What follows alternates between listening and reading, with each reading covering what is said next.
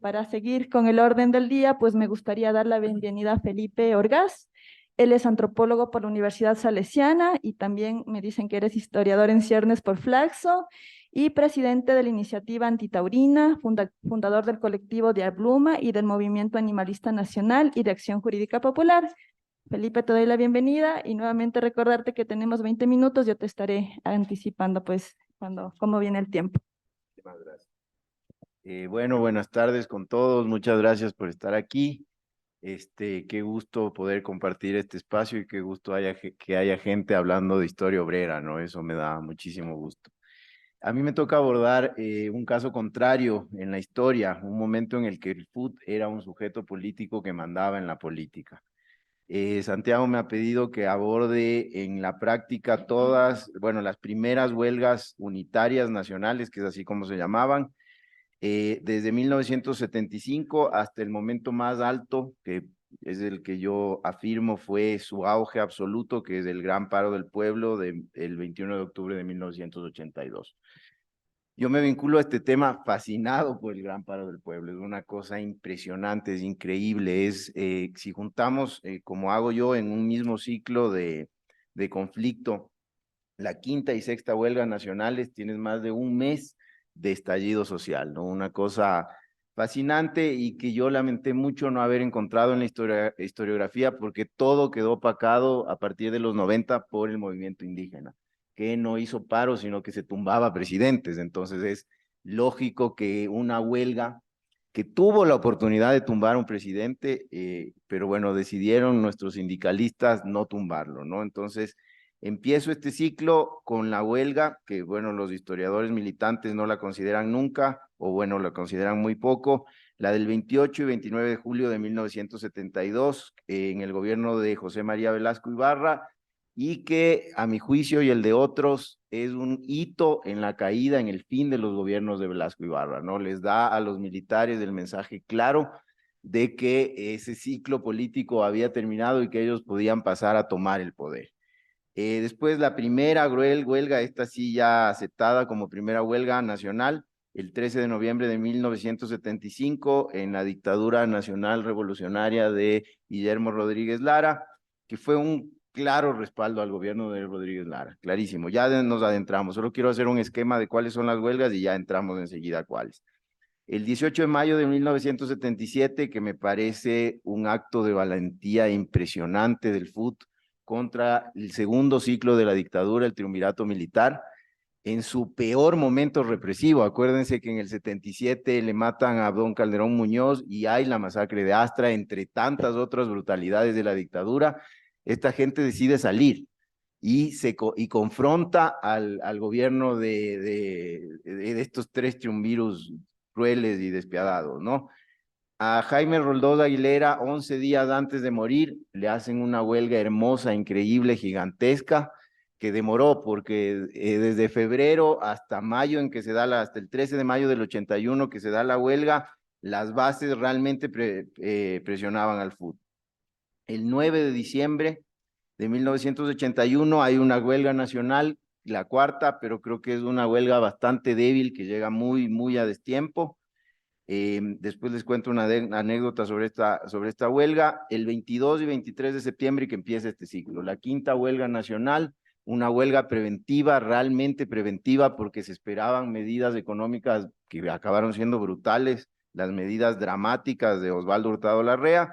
Y la sexta huelga, que para mí es el punto más alto, en conversaciones con Edgar Ponce, con Emilio Velasco, con los dirigentes que por suerte tuve la oportunidad de entrevistarle vivo, por ejemplo, al Emilio Velasco, podían haber tomado la decisión de tumbar al gobierno, una decisión que el movimiento indígena sí toma después. Ellos sí le meten el acelerador hasta el fondo.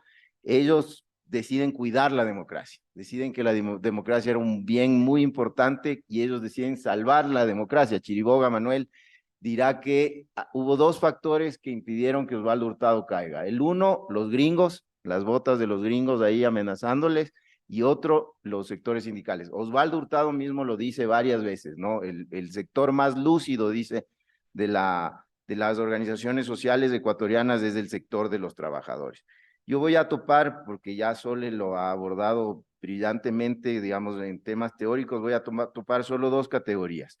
La una, la de movimiento sindical. Ahí le hice un poquito de genealogía para saber quién era el que por primera vez nombraba al movimiento sindical, y me encontré la primera mención en Hernán Ibarra, en una ponencia que hace él para el segundo encuentro de Historia y Realidad Económica y Social realizada en Cuenca en 1978. Ese es, digamos, el punto más antiguo que encuentro como mención a movimiento sindical. ¿Cómo? Y bueno, a partir de ahí está Gilda Farrell, Margarita Llambias, Efraín Redrován Zúñiga, y creo que de una manera brillante Jorge León y Juan Pablo Pérez Sáenz, que lo usan y lo amplían de una manera maravillosa.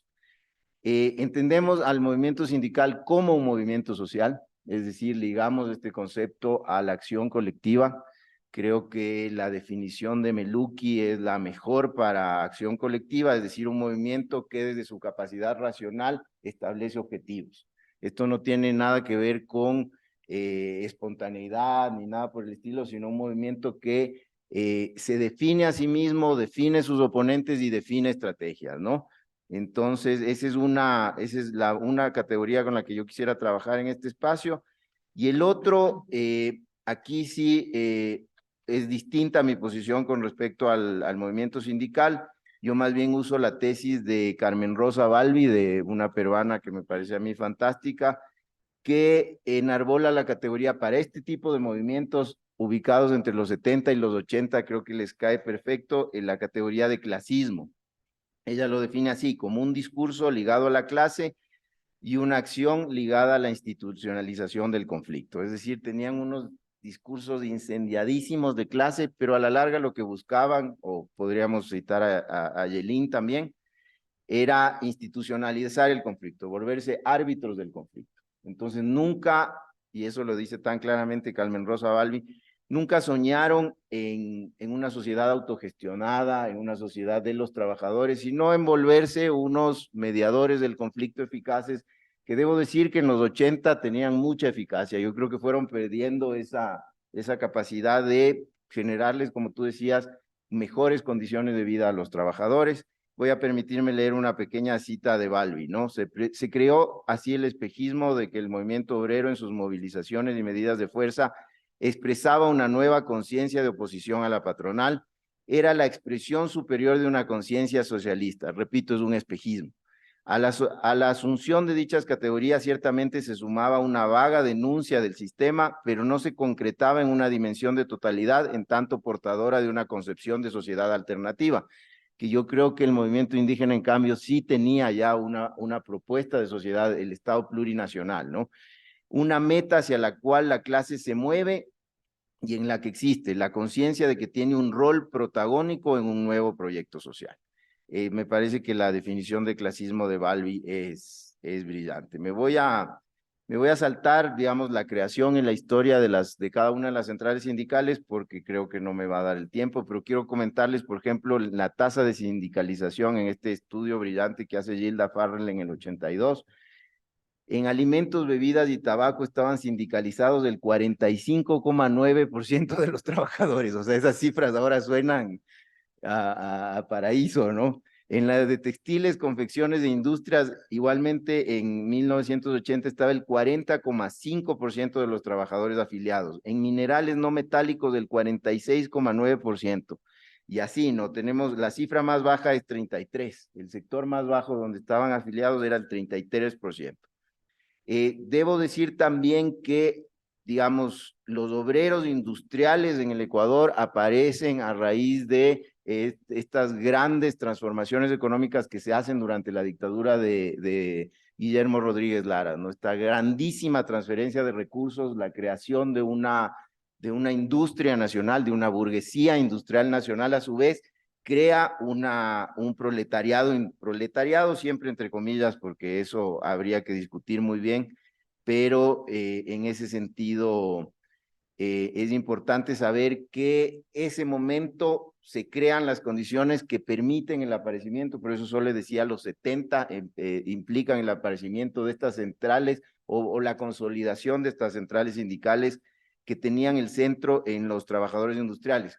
una cosa que me fascinó a mí de la investigación sobre el paro del pueblo es que siendo estos trabajadores privilegiados que tenían todos los seguros, bonos y demás, son los que se organizan, se toman las fábricas, cierran las calles, van presos, mueren.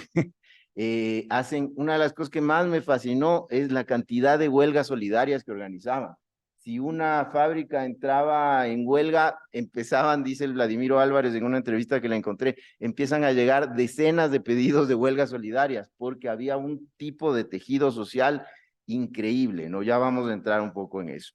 Solo para caracterizar brevemente, ya para meternos en las huelgas de plano, la CEDOC es una central católica que nace, digamos, en 1938 con una intención clara de incidir en la influencia que tenían los sectores de izquierda en los trabajadores.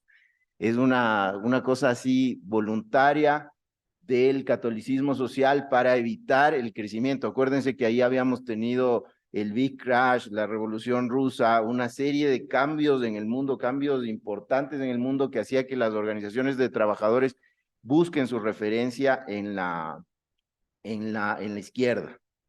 Anarquismo, gracias, anarquismo y comunismo, ¿no? Y socialismo. Ahora sí, bueno, entro directamente en las huelgas, ¿no es cierto?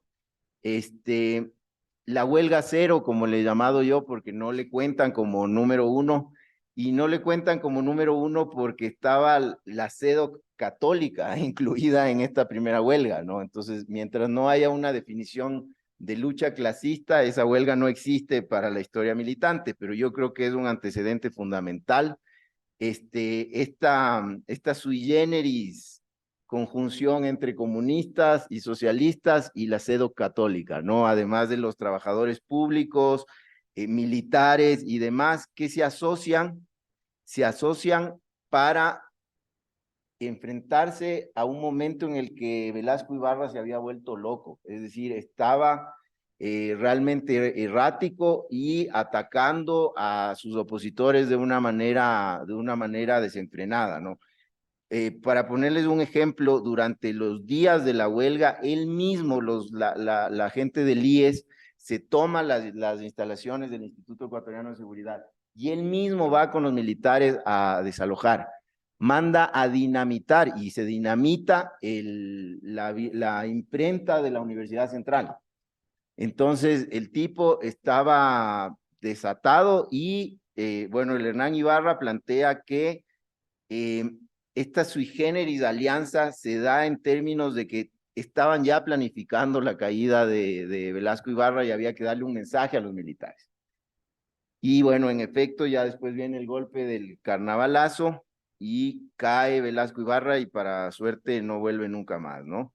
Entonces, ahí acaba el ciclo político.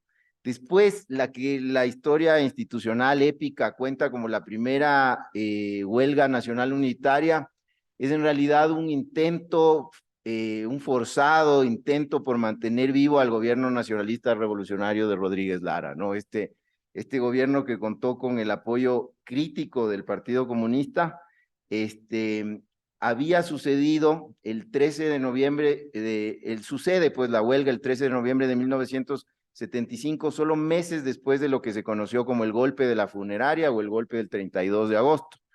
Un serio intento militar para derrocar a Rodríguez Lara, el cual dejó un saldo de 25 muertos y 53 heridos. No fue tan chistoso como se plantea, fue un enfrentamiento militar entre dos facciones del ejército en el centro de Quito, que dejó muertos y heridos y movilizó tanques y cosas así, ¿no?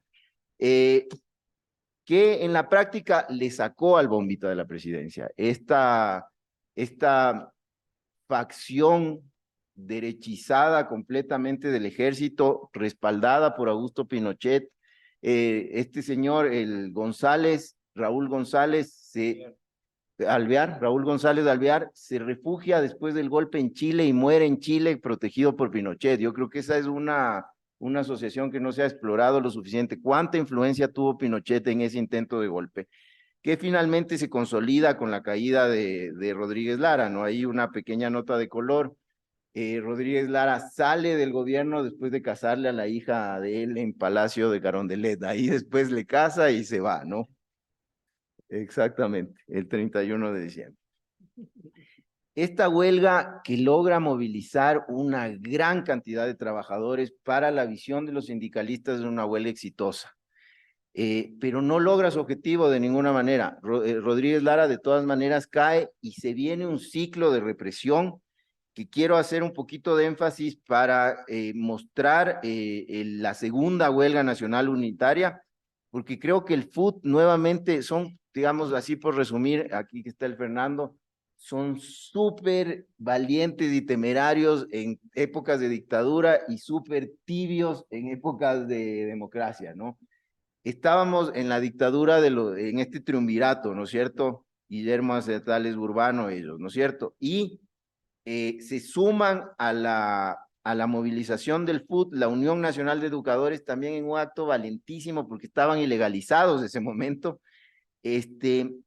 desatan, tal como ya ocurrió en el 66, súper importante, creo yo, rescatar, como ocurrió en el 71 también, la huelga contribuyó a debilitar la legitimidad de una dictadura que se había extendido más allá de los límites del periodo temporal autoimpuesto y sobre todo de las atribuciones de un gobierno con respecto a los ciudadanos. Los triunviros estaban decididos a quedarse, a irrespetar el plan que se había hecho y como de regreso a la democracia, lo que habían acordado como plan y ellos se habían autoimpuesto, ellos estaban decididos de respetar.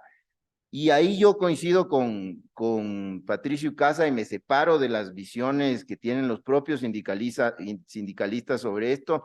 Yo creo que fue un ejemplo importante de lucha para la sociedad porque es el primer movimiento social que se le revela la dictadura, a esa fase de la dictadura, con un costo impresionante, con un costo en prisiones, en acosos y demás, súper fuerte para el FUT. Y creo que es un factor importante en la caída también de esa dictadura. Recuerden ustedes que la Junta Militar accedió sin más a un incremento del 40% en el pasaje, en el transporte, en el precio de los pasajes. Esto reclamado por la sufrida clase del volante, lo que desató una jornada de lucha popular que duró entre el 3 y 22 de abril. No sé si se acuerdan. Exactamente. Y marca, digamos, tú estuviste ahí tirando piedras, yo creo que a raíz de esto y después los triunviros locos se lanzan a matar, lanzan la masacre de Astra y le matan a don Calderón Muñoz. Tengo que apresurarme porque me quedan 5 minutos. La tercera huelga nacional unitaria, el pueblo se cansa de Roldós. Roldós enfrenta dos cosas importantísimas. La una es la guerra, este conato de guerra con el Perú, esta provocación, ahí hay mucho que discutir, mucha tela que cortar, que digamos tiene claramente la posibilidad de favorecer a los militares de los dos países y además ya empieza lo que en el mismo año 1982 se conocería como la crisis de la deuda latinoamericana, una crisis en la que México acaba nacionalizando toda la banca, decide dejar de pagar todas sus obligaciones internacionales para que vean la magnitud de lo que empezaba. Hay una contracción en la economía y los bancos gringos reaccionan, como eran tasas flotantes, los bancos decidían cuál era el interés que primaba y crean una crisis a nivel global impresionante. Pero 11 días antes de que se muera Roldós, le plantan una señora huelga nacional el 13 de mayo. Una cosa también impresionante donde, digamos, la fe en la democracia, esta idea de hacer pactos hace que los sectores sociales le presionen mucho al FUT desde febrero hasta mayo. Y en mayo se deciden a lanzar la huelga y sale una cosa bastante impresionante. Creo que eventualmente habría que ponerle un poco de atención a esa huelga porque rompe este romance que hay y creo que a Roldós hay que desmitificarle también. Creo que hay que hacer mucho por desmitificarle a Roldós. La cuarta huelga unitaria es un fracaso. Se atrasan, sube el azúcar un 40% y la gente estalla en rabia. Yo tuve la oportunidad de entrevistarle a Galo García Ferot, que era el ministro de gobierno en ese momento, y me dice él que la única vez que sintió que el gobierno se caía por presión popular fue en noviembre de ese año, porque la gente salió sin aviso, sin organización, sin convocatoria, que se le acabó la provisión de gases, como le pasaba a la María Paula Romo todo el tiempo, y que tuvieron que pedir apoyo a los militares porque se desbordaba el estallido popular en noviembre. Y el FUT se lanza una gira pues del comité ejecutivo por las provincias y recién convoca la huelga el 9 de diciembre. Esa huelga no le fue nada bien. Lo más importante del estallido fue en noviembre, fue los primeros días de noviembre, al punto que este señor García Ferot sufre un accidente saliendo de algún tipo en el carro, saliendo de algún tipo de represión, pues, en la Tacunga. Entonces dice que el único momento que él realmente se vio rodeado como ministro de gobierno fue en esas protestas, ¿no? Y después ya empieza el estallido social. Les voy a leer un par de párrafos ya que me queda tan poco tiempo. Eh, yo planteo que el paro nacional del pueblo es el clímax de un estallido social que duró en Ecuador por más de un mes. Empieza con la quinta huelga del 22 y 23 de septiembre, que es una huelga súper bien organizada. 1982 es un año de increíbles movilizaciones de todos los sectores organizados, activos, reuniéndose, moviéndose, bueno, cambia la directiva del FUT, perdón, de la CEDOC y cambia también la de la CTE, empieza el periodo del Edgar Ponce. Entonces, estallido que se fortaleció a través de la constatación de que la acción colectiva literalmente acorralaba al gobierno y a toda la institucionalidad vigente. Institucionalidad que entre septiembre y octubre había perdido casi por completo su legitimidad y se sostenía casi únicamente en el control del Estado y sus aparatos represivos, eso con las justas. Se sostenía además en el miedo que ciertos sectores sentían hacia un posible golpe militar. Creo que el fantasma del golpe tiene que ser considerado en la decisión del FUT de permitirle seguir a Hurtado. El articulador de este estallido es el FUT, un movimiento sindical altamente centralizado que, comandado por una dirigencia de mirada corta, exigía como solución a la crisis en ese momento la convocatoria a un congreso extraordinario. Lo que quería el FUT, después de hacer una inmensa, hay un momento el martes 19 que Rodolfo Vaquerizo Nasur le recibe a una manifestación del sur del FUT en el Congreso y la gente le apedrea a él y destruye todos los carros que estaban parqueados en el Congreso, ¿no? Hay un señor que al día siguiente manda una carta al comercio y dice, si me vuelven a destruir un carro, yo voy a coger una escopeta y les voy a salir a dar bala, porque dice que ya estaba harto de las jornadas de los trabajadores en las que salía. El FUT decide, después de una cosa impresionante con comités de huelga, pescadores, campesinos y demás, que la salida para la crisis era obviamente que retrocedan las medidas económicas que fueron brutales, digamos, en todo el año, todas las devaluaciones que hizo Osvaldo Hurtado, vos encuentras un 40% de devaluación de la moneda, una moneda que no se había devaluado desde 1970. Las devaluaciones de la moneda de Hurtado son cosas graves. Le quita el subsidio al trigo.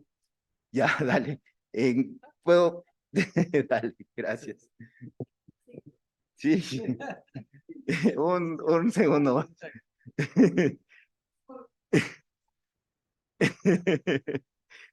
Entonces, bueno, resumiendo, yo pienso que el FUT,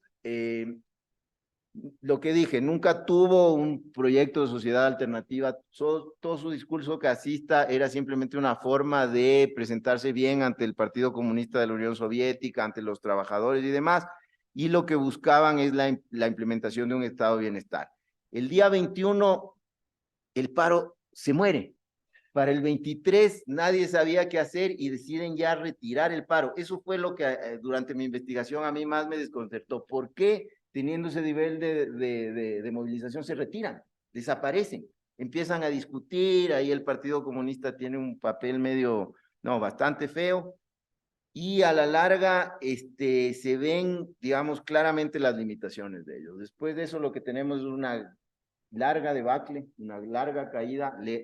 solo con esto termino, a Osvaldo Hurtado le acaban haciendo 4 huelgas, de las 8, 4 son para Osvaldo Hurtado, entonces, pero no lograron, digamos, más que ser la resistencia que debemos valorar y muchísimo al modelo neoliberal que se implementaba. Gracias, perdón.